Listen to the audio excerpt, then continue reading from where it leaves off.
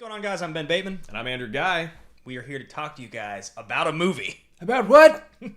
It's about a movie, Drew. I can't hear you.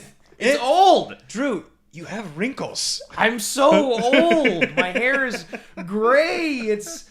Okay, so obviously this is a bit of a precursor to how this review is going to go. I think that the thing to really say first and foremost is we had a really good time watching this movie. It was a lot of fun. Look, this is M. Night Shyamalan's, 12th or 15th movie, something in that range. We've been watching his remember movies. it if you weren't so old. Yeah, by the time I am done with this review, I'm going to have to piss badly.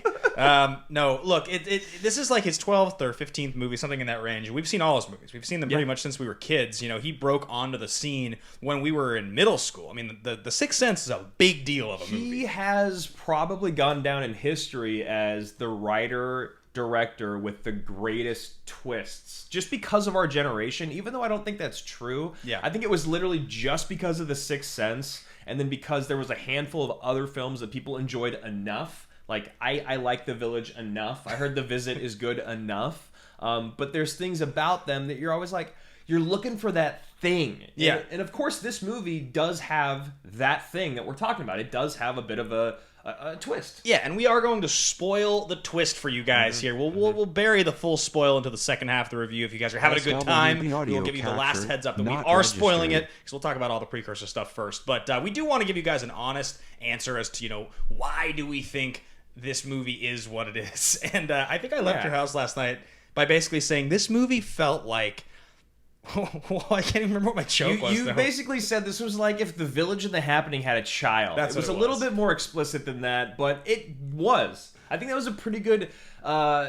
it was a pretty good way to break it down, because I guess if you want to say the things about this that reminded me of The Happening was the acting in this movie was not the greatest.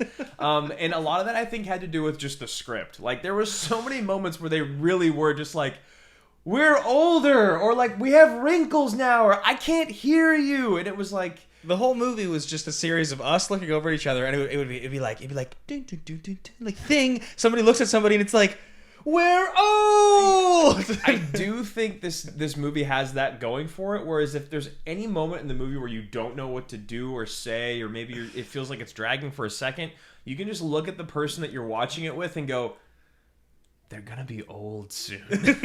Just make a reference to old, because they take the first maybe 10 or 15 minutes of the movie to make you like care a little bit about the cast and crew, like the cast, but it's really more about, you could just feel, at least for me, it just felt like they were leading to the oldness. Like, it felt like it was just like we were waiting for them to get to the island or the beach, I guess. And a lot of that, I think, was maybe because the trailers gave away a lot. Well, and like the trailer for this movie was sweet. Yeah. I was really hyped on this movie because of the trailer. And if you had told me straight, like stone cold look in the face, hey, I saw Old and it was Shyamalan's best since The Sixth Sense, I would have been like, totally, I buy it, right? Yeah. I was like, the trailer looks awesome. It's got a lot. I mean, the cast in this movie has a ton of people that I really, really like. I love Gal Garcia Bernal.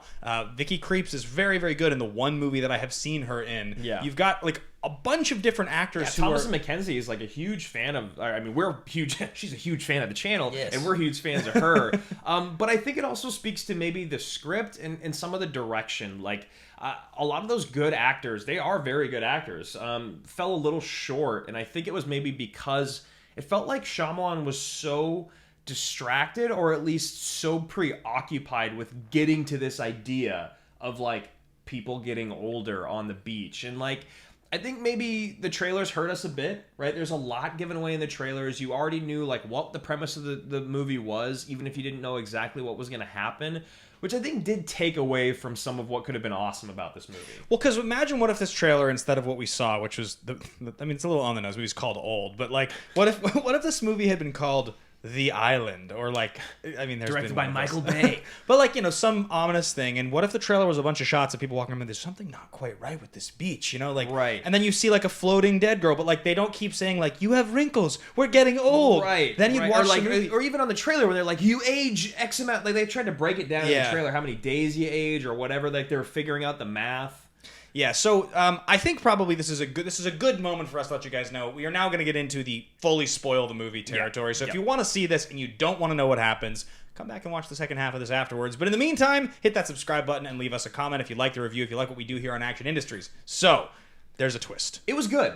The twist was the best part. The twist was the best part, and the movie in general, I think, was like pretty enjoyable. I guess I probably would like. We were looking at the reviews for it. For me, it probably actually does come out as a fresh film because it's like 60% or more for me. And we had a good time watching it. We had a good time watching it. Yeah. Like, the things that were distractingly bad about it were like just good enough, and then the parts of it that were just maybe just kind of ridiculous were kind of enjoyable and hilarious. And there was also some good stuff. Yeah. There were some gnarly kills in this, which you expect. There were some good jump scares, but yeah, the twist, which you finally figure out in the last 15 minutes of the movie, which is usually how it goes. It felt like the other hour 20 minutes on this beach was just kind of like everyone getting older slowly, and like we kept seeing it over and over and over. It made me feel like, as an audience, this was like watching a horror movie. Have you ever seen those clips where it's like what white people do in horror movies? And it shows the person just like running around, just like throwing and falling over. Like,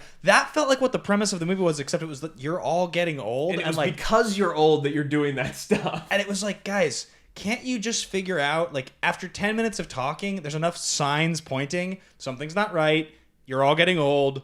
Accept that you're all getting old. That's what's happening. But like figure out a way out. Yeah. Like they kept just like hanging out on the beach, which made me feel a lot like what you were just talking about. And they talk about it for a minute. Like, M. Night does a lot of trying to explain what's happening through expositions of his characters. Yeah. Like Ken Leung, I'm not exactly sure how to say his name, but like I felt like he yelled almost all of his lines, and then the lines that he didn't yell, he'd be like, "They're older. What happened? She's dead." And then like when he wasn't doing that, he would try to describe or explain to the audience the science of what was happening. My favorite part was when he was like, "What? Travel in packs of 2 in case we black out." and then it literally cuts, and it's just all of them blacked out, like every single duo on the beach.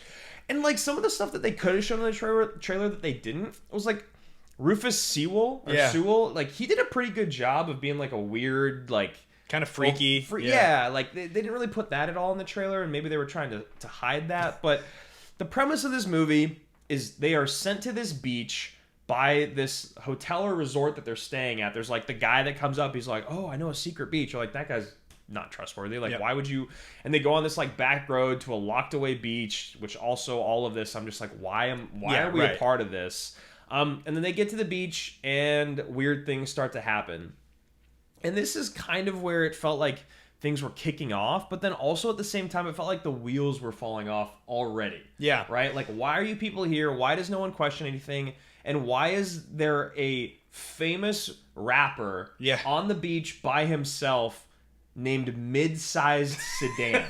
His name is Mid-Sized Sedan. I swear to God, Aaron Pierre plays Mid-Sized Sedan, which is like, how do you take yourself this seriously in this movie, M. Night, and then also name one of your characters Mid-Sized Sedan? This isn't 2002. I think the thing about this movie, ultimately, if you try to criticize why are we laughing so much talking about it, it's the same problem that The Happening had, which is that it's a deadly serious... What do you mean? With whom? It's a deadly serious premise, but it's laughable in its execution because people take it so seriously. Mm-hmm. Like, there is no comedy...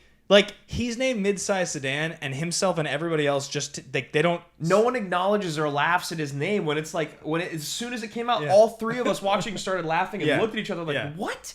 What is happening? Why is this guy's name? And also, the kids age so rapidly in the beginning and then just stop.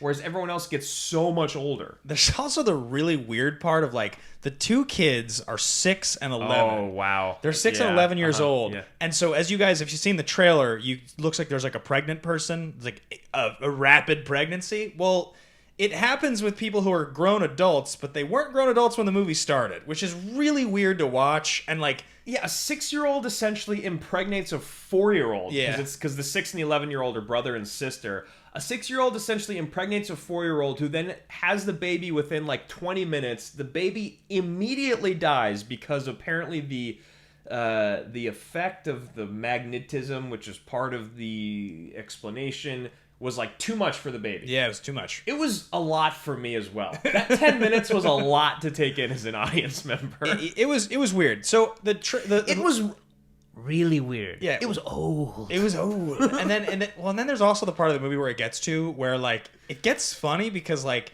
the main adults in the film become elderly rapidly, and they start to like lose their vision and hearing, and so they're talking to each other, and it's like, I can't see you, and she's like, what? You're like, what? And then they start to get attacked, and he's like, I can't see, and then he's getting attacked while she's sitting right there just like staring off because she can't hear what's going on.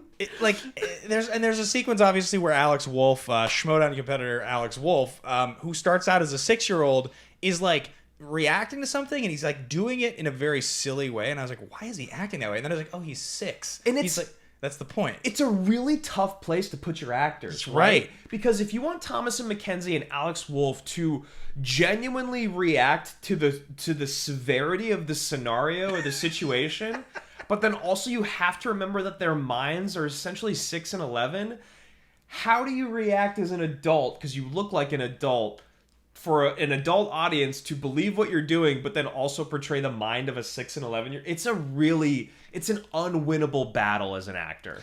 Yeah, I thought that too. I was like, I know he did the best he could with what he was given as an actor. There's no question. He thought he was doing the right thing with performance. Because he was acting like a 6-year-old throwing a fit. Yes.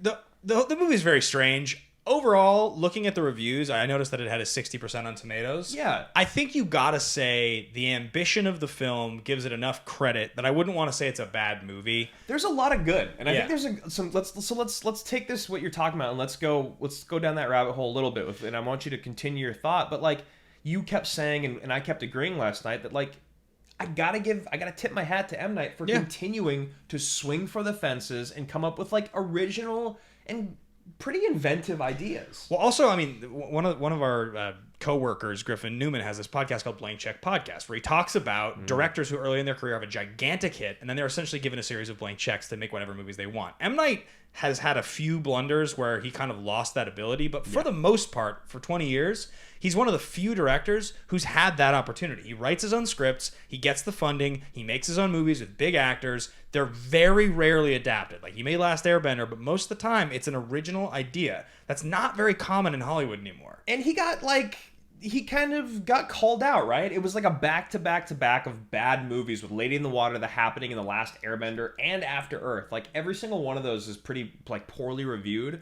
But then, honestly, Split and Glass I enjoyed. Like I said, I heard The Visit was pretty good. And the other things about Old that I liked is, like, we were just talking about the highlighting of him going for it. But the actors did the best with what they could, and some of the tertiary characters I thought did a better job. Some of the kills were pretty gnarly. The one kill in the cave was like, whoa! So the whole idea here is that the groups of people that are getting sent to this remote beach where your cells rapidly age all have some sort of degenerative disease. Yeah. And that the twist at the end, again, big spoiler alert, is that there's this massive medical company that is performing research on these people. So it's like anything from what looks like dementia to tumors to like calcium deficiency. And so you see the effects of all this happening to people, and that's pretty awesome. That part I really like, and that kill that you're talking about is because of a calcium deficiency. Yeah, she's like holding a big rock, and and it breaks her arm, but then it immediately heals in the wrong position. Oh, God. And then she's like rolling around in a cave, and she keeps breaking her bones and healing in the wrong position. It's all happening very rapidly. He's like, oh, it's really gnarly, and it's really cool because since your cells are healing so rapidly, or aging so rapidly, excuse me, they're not healing, they're aging. You get a cut and it scars instantly. Yeah. It's not like it heals and it disappears. It scars instantly. So her bone breaks and it immediately heals. And then it breaks again because she has no like density to her bones. That was awesome. Yeah, agreed. That was gnarly. That was savage. And then there was also like surgery on a tumor that was rapidly growing. It was like the size of a cantaloupe. And they have to go in and cut it open with like a... But the fact that she didn't get infected... I was a little surprised by that. Yeah, I was like, maybe it's because their cells are aging so quickly, like there's no time for it. So there was some good stuff in there, and if you don't try to pick it apart too much, how did you feel about kind of how the movie ended? Which is that, you know, the two kids do get away, everyone else has died. Yeah. Pretty gnarly deaths. And they're the only two that gets away, and then they try to expose what's happening, and we're kind of left with this them exposing the company. The brother and sister end at like 45 years old, and they like expose the company. Yeah, I was okay with it. I mean, I think we all stopped laughing the last 15 minutes, and we all were pretty locked in. That was like the only part of the movie that we were all watching closely. Like, we watched the rest of it closely, but we were like definitely discussing, just, like, laughing, kind of like how when we do our watch alongs, like talking over it and stuff. But the last 15, it was, again, the twist was good. The uniqueness of why they were there was like really interesting. Yeah, and I was dialed. I was locked in. Yeah, we had to watch this at an at-home screener.